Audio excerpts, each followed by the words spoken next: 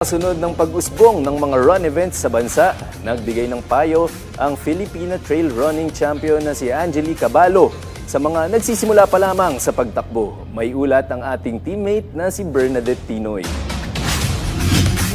Kinumpirma ni Pinay trail runner Angeli Caballo na bukod sa mga sasabihang trail events ngayong taon, posible ring magpakitang gilas ang 34-year-old champion sa marathon. Pag-aamin ni Caballo na kahit long trail ang sinasalihan niya sa mga patimpalak, aminado siyang hindi madali ang pagtapos ng mga marathon event. Anya, importante sa mga kalahok na laging mag-ensayo at siguraduhing nasa kondisyon ng pangangatawan.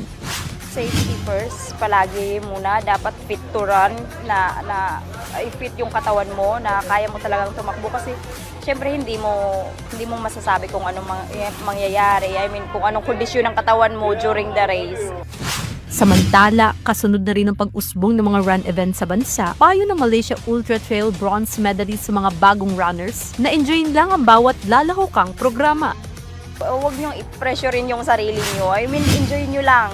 Kung ano yung kaya niyo, yun lang muna.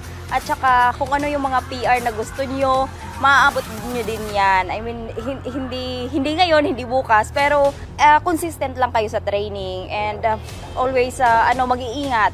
Kasi syempre, health natin yung priority natin. Oo. Bernadette Tinoy para sa Atletang Pilipino, para sa Bagong Pilipinas.